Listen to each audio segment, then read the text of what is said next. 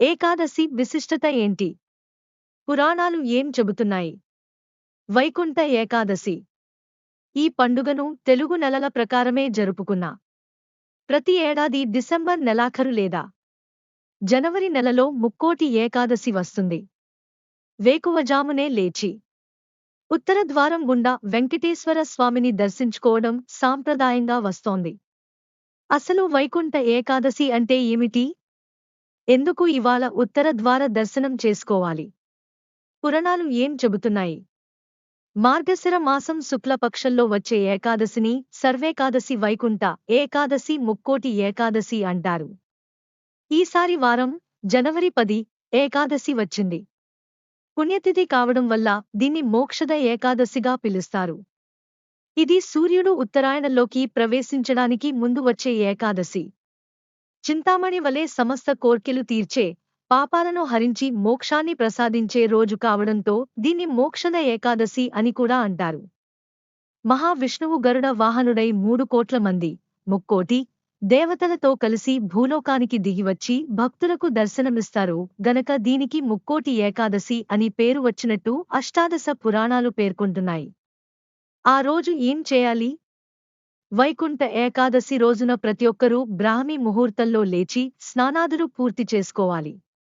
భక్తి శ్రద్ధలతో వైష్ణవ ఆలయాలు దర్శించాలి. ముఖ్యంగా మహావిష్ణువును ఉత్తర ద్వారం ద్వారా దర్శించుకుంటే ఆయన అనుగ్రహంతో పాటు శుభాలు కలుగుతాయి. ఈరోజు విష్ణు సహస్రనామ పారాయణం చేయడం వల్ల సమస్త పాపాలు తొలగే భగవంతుడి అనుగ్రహం కలుగుతుంది. ఈరోజు ఉపవాసం ఉండి ఎవరైతే మహావిష్ణువును ఆరాధిస్తారో, ఉత్తరద్వార దర్శనం చేసుకుని విష్ణు సహస్రనామ పారాయణం చేస్తారో వారికి దైవ అనుగ్రహం కలిగి మోక్షానికి మార్గం ఏర్పడుతుంది. మార్గశిర శుక్లపక్ష ఏకాదశి రోజున ఉపవాసం ఆచరించి దామోదర సహిత తులసీమాతను కల్పోక్త ప్రకారంగా పూజించాలి. ఏకాదశి అంతరార్థం ఏమిటంటే, ఏకాదశి అనగా 11. 5 కర్మేంద్రియాలు, 5 జ్ఞానేంద్రియాలు, మనస్సు కలిపి మొత్తం 11 అని. వీటిపై నియంత్రణ కలిగి ఉండి వ్రతదీక్ష కొనసాగించడమే ఏకాదశి అంతరార్థం. ఉపవాసం అంటే కేవలం ఆహారం తీసుకోకుండా ఉండటం కాదు. ఆవాసం అంటే ఎల్లవేళలా భగవంతుడిని తలచుకుంటూ దగ్గరగా ఉండటమే ఉపవాసం. ఏకాదశి వ్రతం నిష్ఠగా ఆచరించేవారికి జ్ఞానం కలుగుతుంది. భగవత్తత్వం బోధపడుతుంది. ప్రతి నెలలో ఏకాదశి 2 సార్లు వస్తుంది. ఏడాదికి 24 లేదా 26 చొప్పున వస్తాయి. ఏటా వచ్చే వీటిలో ముక్కోటి ఏకాదశి జ్ఞానప్రదమైనది, మోక్షప్రదమైనది, అత్యంత పవిత్రమైనది. ముక్కోటి ఏకాదశి రోజు సత్యనారాయణ స్వామి వ్రతం ఆచరించినట్టయితే విశేషమైన ఫలితం ఉంటుంది. ఏకాదశి తిథి యమప్రీతి, ద్వాదశి తిథి విష్ణుప్రీతి అని శాస్త్రం. భగవద్గీతలో కృష్ణ పరమాత్ముడు వారములలో భానువారం, ఆదివారం తిథులలో ఏకాదశి తిథి నేనే అని చెప్పాడు. దశమి నాడు ఏకభుక్తము, ఏకాదశి నాడు ఉపవాస జాగరణలు, ద్వాదశి నాడు అన్నసమారాధనము మరియు ఏకభుక్తము. ఈ నియమంతో ఏకాదశి వ్రతం చేస్తారని, ఇలా ఏకాదశి వ్రతం ఆచరించిన వాళ్లకు విష్ణు అనుగ్రహం కలిగి జ్ఞానం పొంది మోక్షం వైపు మార్గం ఏర్పడుతుందని పురాణాలు పేర్కొంటున్నాయి. ఏకాదశి రోజు భోజనం ఎందుకు చేయరాదు? సత్యయుగంలో ముర అనే రాక్షసుడు ఉండేవాడు. బ్రహ్మదేవుడి ద్వారా వరం పొంది అనేక శక్తులు పొందుతాడు.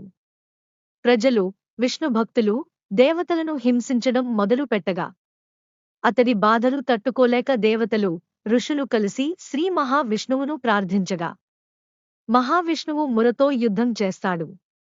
ఈ యుద్ధం 1000 సంవత్సరాలు జరిగింది. ఈ యుద్ధంలో మహావిష్ణువు అలసిపోవడం జరిగింది. అలసట తీర్చుకునేందుకు విష్ణుమూర్తి గుహలో విశ్రాంతి తీసుకోవడం జరిగింది. విష్ణుమూర్తి విశ్రమించిన సమయంలో ఆయన్ను సంహరిద్దామని ముర రాక్షసుడు ప్రయత్నించగా విష్ణుమూర్తి శరీరం నుంచి మహా తేజస్సుతో కూడి ఉన్న యోగమాయ అనే కన్య ఉద్భవించి ఆ రాక్షసుడిని సంహరించింది. ఆ కన్య పక్షములో 11వ రోజు ఉద్భవించింది గనక ఆ కన్యకు ఏకాదశి అని నామకరణం చేశారు. నామకరణం చేసి మహావిష్ణువు వరమిచ్చెను. తనకు ఇష్టమైన తిథి ఏకాదశి అని. ఎవరైతే ఆ రోజు ఉపవాస దీక్ష చేస్తారో వారు సర్వవిధ పాపాల నుంచి విముక్తి పొందుతారని మహావిష్ణువు అభయమిచ్చెను. మానవుడు ఏకాదశి రోజు ఉపవాసం ఉండి పాపవిముక్తులవుతున్నారని పురాణాలు పేర్కొంటున్నాయి. ఇలా కొంతకాలానికి ప్రజలు పాపాలు చేసి ఏకాదశి రోజు ఉపవాసం ఉండి వాటిని తొలగించుకోవడం చూసిన పాప పురుషుడు బాధపడి మహావిష్ణువును ఆశ్రయించాడు.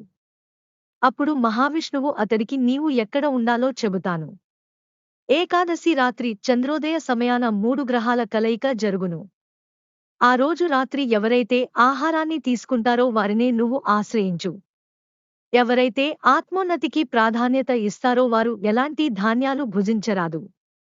ఏకాదశి రోజున అన్నం, పప్పు ధాన్యాలు భుజించిన వారికి పాపపరిహారం ఉండదని మహావిష్ణువు తెలిపినట్టు ఏకాదశి వ్రత మహత్యం పేర్కొంటోంది. వైకుంఠ ఏకాదశికి తెలుగు రాష్ట్రాల్లో ముఖ్యమైన ఆలయాలు ఇవే. తిరుమల తిరుపతి దేవస్థానం తిరుమల నరసింహస్వామి దేవాలయం అహోబిలం, కర్నూలు జిల్లా. శ్రీ సీతారామచంద్రస్వామి దేవస్థానం భద్రాద్రి.